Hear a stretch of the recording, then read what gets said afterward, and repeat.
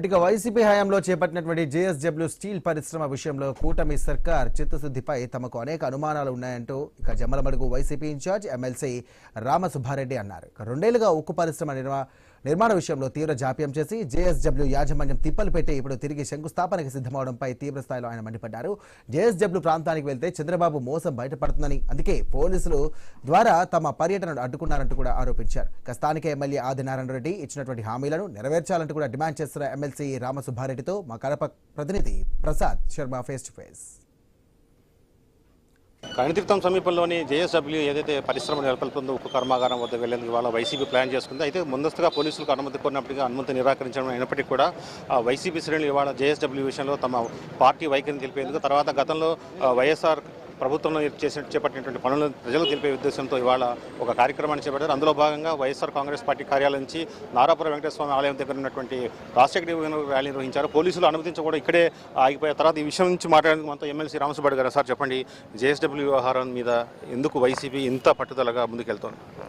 ఇది పట్టుదల కాదు, మొదటి నుంచి కూడా రాయలసీమ ప్రాంతంలో కడప ఉక్కు రాయలసీమ హక్కు అనే నినాదంతో ముందుకు పోవడము.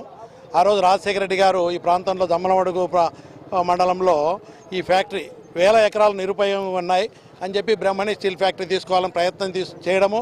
అక్కడ దాదాపు 1000 కోట్ల పైన పెట్టుబడులు పెట్టి ప్రయత్నం చేస్తే కోట్లకేసి అదేసి ఆగిపోవడము, పెట్టిన పెట్టుబడి కూడా వృధా అయిపోయింది.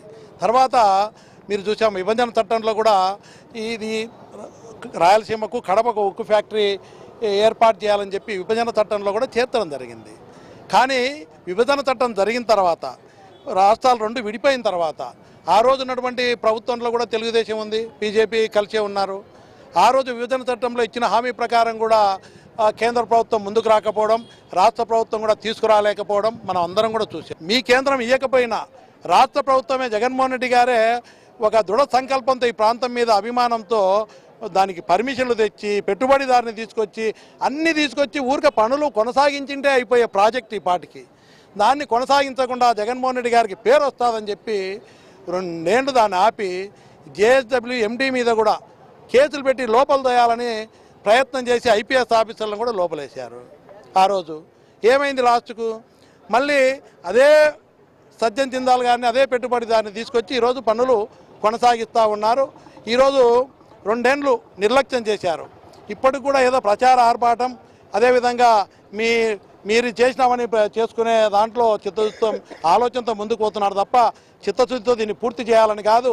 ఈ ప్లాంట్ కొనసాగించి పూర్తి చేయాలని మేము కూడా ఈ ప్రభుత్వాన్ని డిమాండ్ చేస్తా ఉన్నాం తప్ప 20 ఏళ్లుగా ఈ రాయలసీమ ప్రాంత వాసుల కల, తర్వాత ముఖ్యంగా కడప జిల్లా కావచ్చు జమ్మలమడుగు ప్రాంత వాసులు కోరుతున్నట్టు ఈ నేపథ్యంలో ఆలస్యంగా వస్తుంది. ముందుకు సాగే అవకాశాలు ముందుకు సాగే ఆ చిత్తశుద్ధి లేదనే మేము కూటమి ప్రభుత్వాన్ని కోరుతా ఉన్నాం.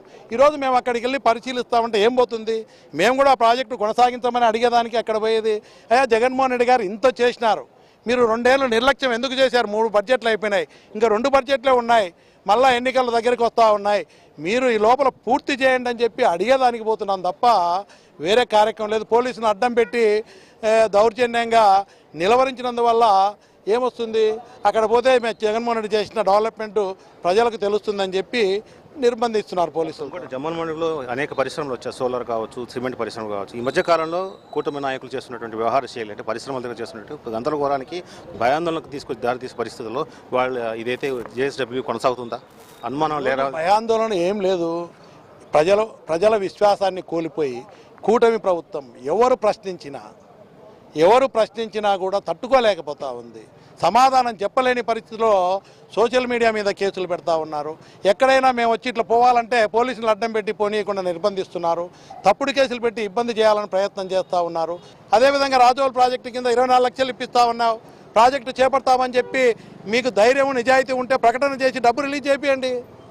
ఊరికే గాలిమాటల ఆదినారాయణ రెడ్డి దాల్మియా కింద ఉన్నటువంటి రైతులకు, పేద దుగ్గనపల్లె ఎస్సీ వాళ్లకు అన్యాయం చేసిన వ్యక్తివి నువ్వు ఆదినారాయణ రెడ్డి. కలెక్టర్ స్వయంగా ప్రకటన చేశారు మీ అందరి ముందు. ఆర్ఆర్ ప్యాకేజీ కింద గండికోట కంటే మిన్నగా ఇచ్చే విధంగా ఆ భూములు మునిగిపోయి నష్టపరిహారం జరుగుతున్నటువంటి వారికి మార్కెట్ వాల్యూ ప్రకారం భూములు కొనుగోలు చేస్తాము. దెబ్బతిన్న ఇళ్లకు ఒక ఆర్ఎన్బి వాళ్ళతో ఎస్టిమేట్ వేసి ఆడ ₹1 ఖర్చు అయితే ₹2 నష్టపరిహారం కింద ఇప్పిస్తాము. ఇవన్నీ కూడా వాళ్ళ మీద నమ్మకం లేక వాళ్ళ ఖర్చుతోనే ఎన్ని చేపిస్తామని చెప్పి ఇన్ రైటింగ్ తీసుకున్నామని చెప్పిన కలెక్టర్ గారు ఆ రోజు ఆదినారాయణ రెడ్డి రాత్రి పోయి వాళ్ళు ఆందోళన చేస్తారని ఆదినారాయణ రెడ్డి డిపార్ట్మెంట్ని పిలుచుకుపోయి రైతులను అక్కడ ఉన్న ప్రజలను మోసం చేయడం కాదా? ఇప్పటికైనా పేద రైతులు దుగ్గనపల్లి ఎస్సీ వాళ్లకు న్యాయం చేయాలని చెప్పి నేను కలెక్టర్ గారిని డిమాండ్ చేస్తున్నాను. ఇది జేఎస్డబ్ల్యూ విషయంలో అయితే ప్రభుత్వం చిత్తశుద్ధితో ముందుకెళ్లాలని, అదేవిధంగా జమ్మలమడుగు ప్రాంతానికి సంబంధించి ఇచ్చినటువంటి హామీలు కావచ్చు, ఇక్కడ సమస్యలను పరిష్కరించాలని రామసుబ్బారెడ్డి డిమాండ్ చేస్తున్న పరిస్థితి. కెమెరా పర్సన్ సుమతో శర్మ, ఐ న్యూస్, జమ్మలమడుగు. ఇక బడుగు